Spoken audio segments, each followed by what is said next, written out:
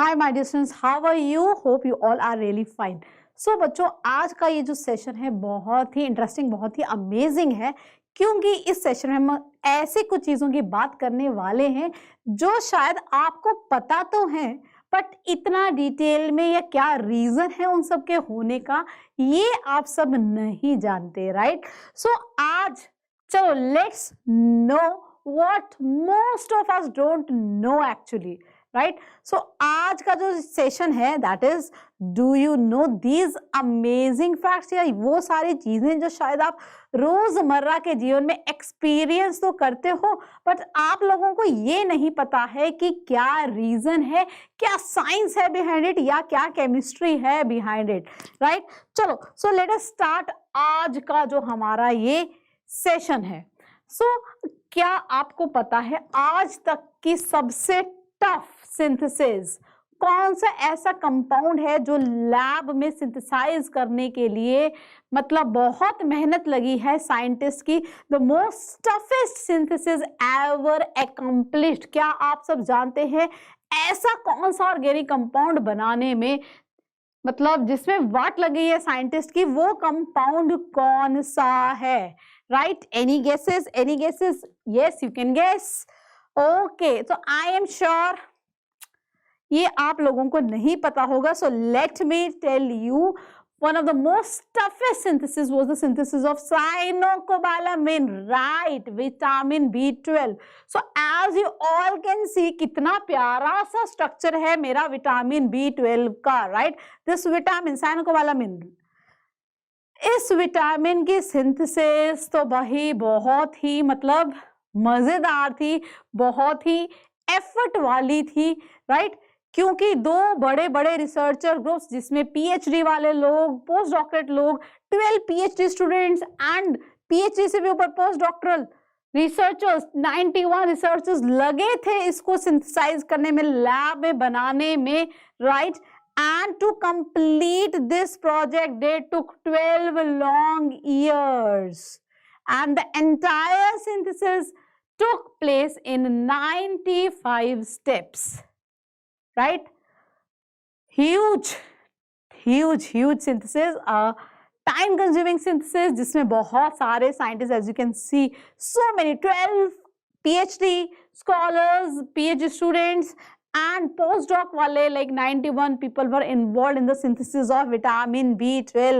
So भाई ये तो वाकई में एक टफ सिंथेसिस है जो 95 स्टेप्स में कंप्लीट हुई है, राइट? 95 स्टेप्स ऑफ रिएक्शन में कंप्लीट हुई है, and yes it took 12 years to synthesize this vitamin B12. क्या आप लोगों को विटामिन B12 के बारे में ये मजेदार चीज पता थी? I am sure most of you really don't know it yet, right? Okay, so now the next question. Fireworks, पटाखे, दिवाली हो या कोई ओकेजन हो या इंडिया क्रिकेट मैच जीत जाए, सो ये तो हमारी परंपरा रही है कि भाई fireworks, right? So do you know what makes those different colours in the fireworks? वो जो रंग बिरंगे कलर्स देखने को मिलते हैं हमें फायरवर्क्स में, जिससे हम अपनी खुशी का इजहार करते हैं on special occasions, what is the reason behind? तो चलो मैं बताती हूँ आपको क्या है भाई। कारण है सिर्फ और सिर्फ केमिस्ट्री। यस, सो फायरवर्क्स में यूज किए जाते हैं मेटल के salts, not like common salt. There are so many salts which have cation, which have anion, a positive ion and a negative ion. So बहुत सारे ऐसे salts यूज किए जाते हैं जो बर्न होने पर, जलने पर various colors देते हैं, right?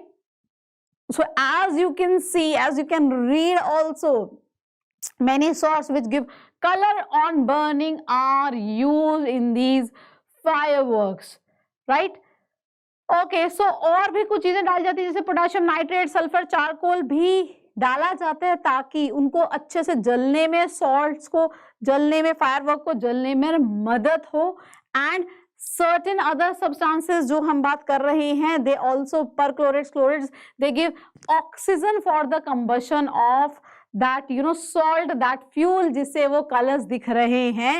And there is another compound, as you can see, dextrin is also used, which is a starch, right. वो क्या करता है, वो सारे मिक्सचर को होल्ड करके रखता है। मिक्सचर में वेरियस सॉल्ट्स हैं, we have nitrates, chlorates, right, for the burning process, right.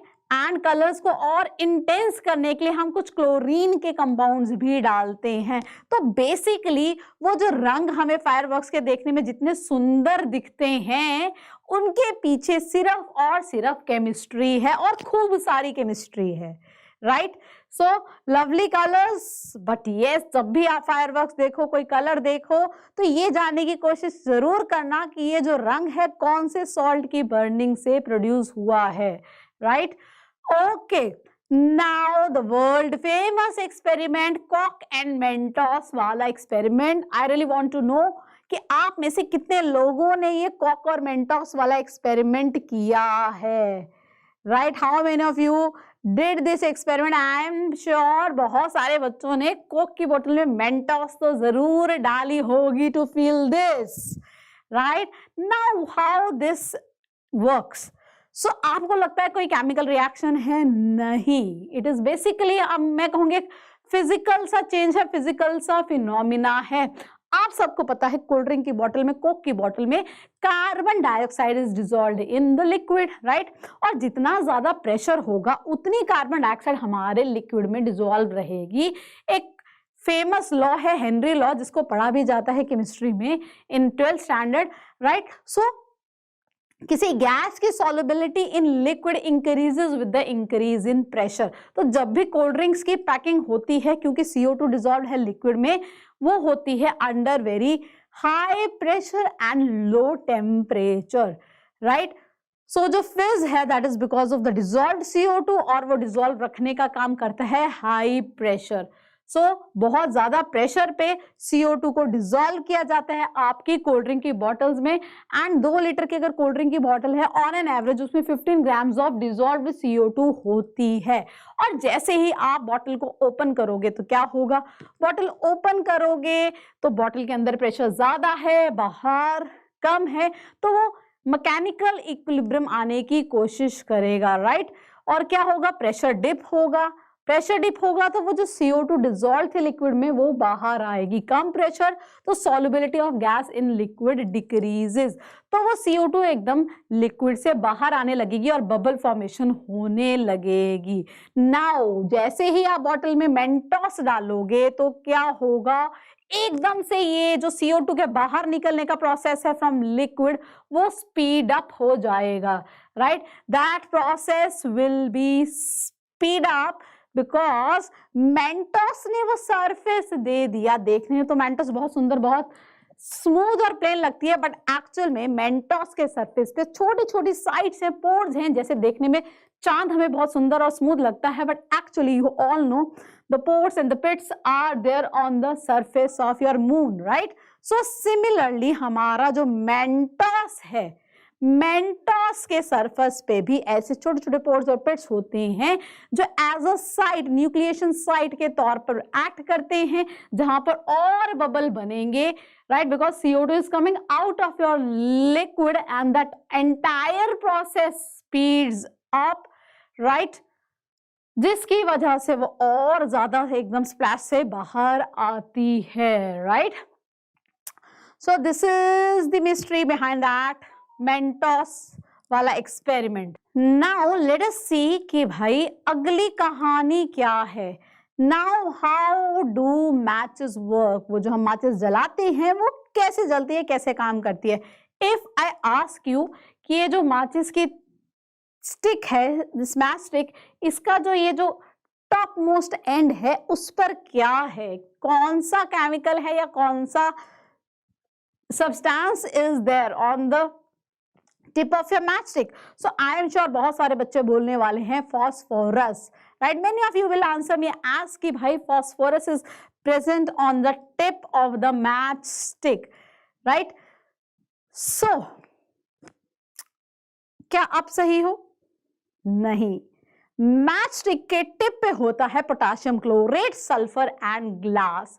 Match stick के हेड पर, टिप पर कोई फास्फोरस नहीं होता, बट यस वो जो मैच बॉक्स है जिसपे कि आप रब कर रहे हो अपनी मैच स्टिक को, दैट मैच बॉक्स का surface has red phosphorus, and ये some of glass and sand is also mixed, right? So your matchstick, the tip of the matchstick has potassium chlorate, sulfur and glass, whereas the matchbox में क्या है? Red phosphorus है, साथ में sand और glass भी present है, जो कि किस काम के लिए यूज होता है? ताकि जो फ्रिक्शन है, जो जब आप रब कर रहे हो वो फ्रिक्शन है, उससे एनफ हीट जनरेट हो सके, राइट? और जैसे ही आपने रब किया, एनफ फ्रिक्शन से हीट जनरेट हुई, उससे क्या होगा? उससे ये होगा that heat will transform your red phosphorus to another allotrope, that is white phosphorus. तो वो जो आपका रेड फॉस्फोरस था उस हीट की वजह से व्हाइट फॉस्फोरस में बदल गया, और जो मेरा व्हाइट फॉस्फोरस है वो है पायरोफोबिक, मतलब वो जल्दी से इग्नाइट होगा, आग पकड़ लेगा ऑक्सीजन की प्रेजेंस में, एयर की प्रेजेंस में, right? So what happens when you rub that matchstick with a match box, जो आपका रेड फॉस्फोरस है वो व्हाइट फॉस्फोरस में बदल गया, जो हाईली अनस्टेबल है, जिसने जल्दी से खुद को इग्नाइट कर लिया in the presence of atmospheric या एयर की ऑक्सीजन, या फिर वो जो पोटेशियम क्लोरेट है, राइट? सो एकदम से आग पकड़ ली, और वो जो आपने सल्फर ऐड किया था मैच स्टिक में along with oxygen that helps in the burning of that flame, right? So आपकी माचिस जल जाती है, right? Because of all these chemicals and the science, the chemistry behind, right? So this is the reason. Okay, now the most common one, why do onions make you cry? I know you all know कि भाई जब हम onion cut करते हैं, when we cut प्याज, so we used to cry, खुशी के गम के पता नहीं कौन से आंसू हम बहाते हैं, शायद वो प्याज की शहादत, वो जो शहीद हो रहा है हमारे हाथों से, उसकी कुर्बानी हो रही है, तो उसी पे शायद वो आंसू हमारे निकलते हैं। बट क्या कारण है कि वो जो हमने इतने आंसू बहाए हैं उस प्याज की शहादत पर, उस प्याज के बलिदानी पर, क्या कारण है वो जानते हैं, right? So okay, it is not a simple phenomena, although आंसू बहाना is very simple, but the reason behind it is not so very simple बच्चों, right? So एक complex complicated सा phenomena हो रहा है, जिसकी वजह से ये प्रोपेन थाइलेस ऑक्साइड कंपाउंड बन रहा है, जो हमारे अंदर पहुंचकर इरिटेट करता है हमारे आईज को। उसमें जो ग्लैंड्स प्रेजेंट होते हैं, कौन सा gland? Lacrimal gland, right? I am not a bio student, medical student, so अगर मैं इसको गलत प्रोनाउंस कर रही हूं तो please pardon me. Lacrimal gland जो इरिटेट हो जाते हैं because of that propanethial oxide, and हमारे आंसू निकलने लग जाते हैं, राइट? सो 2002 की एक स्टडी, एक रिसर्च ने ये बताया है हम सबको कि जैसे ही आप अनियन कट करते हो, so there is a release of an enzyme lacrimatory factor synthase, and this enzyme transforms, वो क्या करता है, वो जो सल्फोक्साइड होते हैं प्रेजेंट अनियन में, उनको कन्वर्ट करता है सल्फीनिक एसिड में, एंड दिस सल्फीनिक एसिड खुद को रीअरेंज कर लेता है और बन जाता है प्रोपेनथाइल एस ऑक्साइड, जो हमारी आंखों में जाता है और हमारे लेक्रिमल ग्लैंड को इरिटेट करता है, जिसकी वजह से हम सारे आंसू बहाते हैं, फूट फूट के रोते हैं प्याज काटते वक्त, अनियन कट करते वक्त, right? So this is so very complicated, and I am sure you are going to share this with your mom as well. तो जब भी आपको कोई भी किचन में आंसू बहाता दिखे प्याज काटते हुए, तो उसको ये जरूर समझाएं कि क्या कारण है उनके इस बेशकीमती आंसुओं के यूं बह जाने का, right? So I hope you know the reason. So that's all for today's this session, and thank you so very much. I hope बहुत सारी चीजों का ज्ञान मिला होगा, बहुत सारी चीजों का आपको पता लगा होगा, and you can, you know, share this knowledge with others also, right? Because science is such a lovely mysterious subject, जितना जानोगे उतना मजा आएगा। Okay, thank you so much. God bless you.